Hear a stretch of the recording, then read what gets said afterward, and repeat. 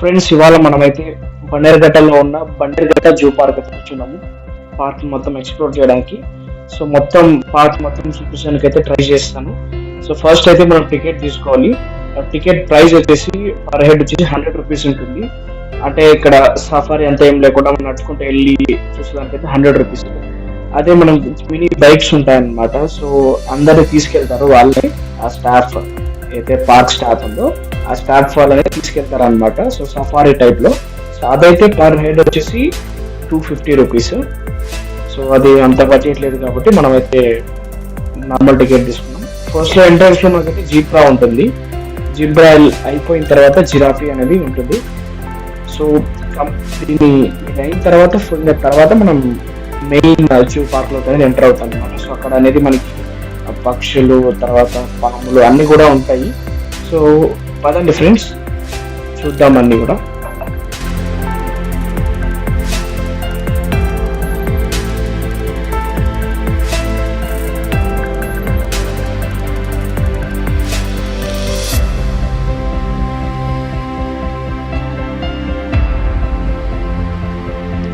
Friends, ఇక్కడైతే మనం చూడొచ్చు కొండముచ్చుకుంటలు. సో ఆల్రెడీ మనం చూస్తుంటాము.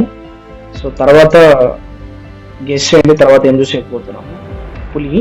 సో మేము వెళ్ళేసరికి అది పడుకున్నది అనమాట. చాలా ట్రై చేసినాము దాన్ని లేపే చూసేకి. మొత్తం 2 ఉంటాయి ఇక్కడ. ఒకటి వచ్చేసి పడుకుంది, ఇంకోటి వచ్చేసి ఉంది. సో అది గృహలాగా అక్కడ మీకు కనపడుతుంది కదా, అంత సెటప్ అనమాట. అది రియల్ గృహ అయితే కాదు, ఒక సెటప్ లాగా ఉంటుంది అనమాట. సో ఒకటి మాత్రమే ఉంది, కానీ అది ఎక్కువ ఎనర్జీ అనేది లేదనమాట. ఎక్కువ దానికి అంటే నీరసంగా ఉన్నట్టుంది. మజిల్ కూడా చాలా తక్కువగా ఉంది. సో దీని పక్కనే మనకి ఎలుగుబంటి ఉంటుంది, చూస్తున్నారు కదా ఎలుగుబంటి. సో ఇది బాగా దీనికి ఆడుకోవడానికి మొత్తం ఒక సెటప్ అనేది ఉంటుంది అనమాట, ఆడుకోవడానికి మొత్తంగా.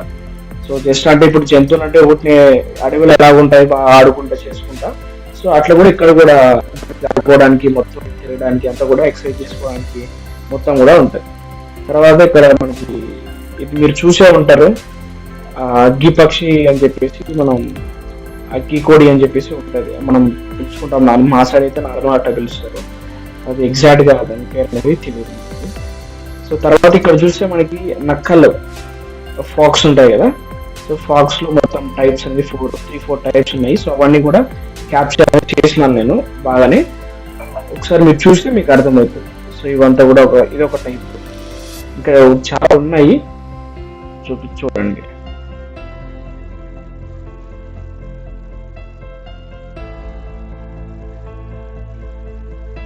సో తర్వాత ఇంకా జింకలు మీకు తెలుసు కదా ఆల్రెడీ. సో మీరు చాలాసార్లు మనం తిరుపతికి వెళ్ళినప్పుడు చూసి ఉంటాము.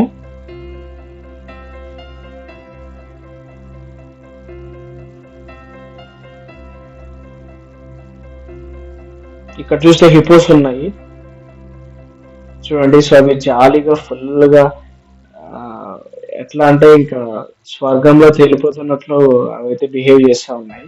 సో ఎవరితో సంబంధం లేకుండా చాలా ట్రై చేశాను డిస్టర్బ్ చేసేకి, బట్ నో యూస్ అనమాట. ఇక్కడ చూస్తే మనకి చూడవచ్చు ఏనుగులు చూడవచ్చు, ఎలిఫెంట్స్ కి బట్ దంతాలు అయితే వీటికి లేవు.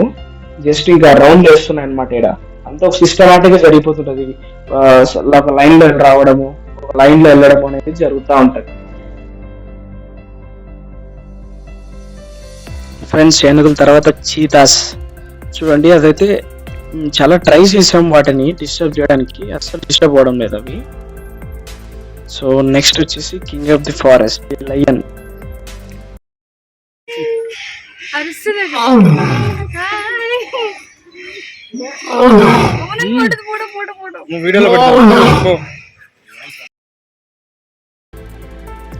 ఫ్రెండ్స్, ఫస్ట్ టైం అయితే నేను ఎక్స్పీరియన్స్ చేస్తున్నాను లయన్ని. సో అంటే పులిని కూడా ఆల్మోస్ట్. సో చీతాను ఒకసారి అయితే చూసినాను, కానీ సో చిన్నగా ఉన్నప్పుడు చూసినాను. సో ఇవి అడుస్తూ ఉంటే గూస్ పింపుల్స్ వస్తున్నాయి. సో సింహాన్ని చూసుకొని అయితే ఇంకా వచ్చేసినాము. సో ఇంకా ఇక్కడ పక్షులు అయితే ఉన్నాయి. సో రకరకాల పక్షులు అయితే అన్నీ కూడా ఉన్నాయి ఇక్కడ. కింగ్ ఫిషర్, నాటుకోళ్ళు అన్నీ, మనకు ప్యారెట్స్ ఇవంతా కూడా ఉన్నాయి.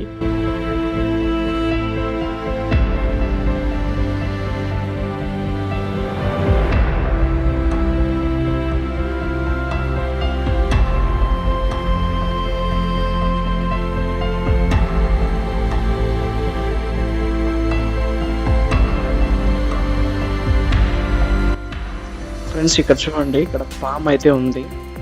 సో తర్వాత ఇక్కడ తాబేలు చూడండి, చాలా అంటే చాలా చాలా తాబేలు అయితే ఉన్నాయి ఇక్కడ. సో ఇట్లా అన్ని పడుకొని ఉన్నాయి. ఇక్కడ చూడండి ముళ్ళపంది, వాటికి అంతా కూడా క్యారెట్, క్యాప్సికమ్ ఇవంతా కూడా తినిపిస్తూ ఉన్నారు. చాలా ఉన్నాయి ముళ్ళపందులు వచ్చేసి. తర్వాత చూడండి ఇక్కడ చూడండి పాము చూడండి, కొండ శిలువ పైన చెట్టు పైన అంతా కూడా బాగా నిద్రపోతున్నట్లుంది. సో ఎంత డిస్టర్బ్ చేసినా డిస్టర్బ్ అవ్వడం లేదు.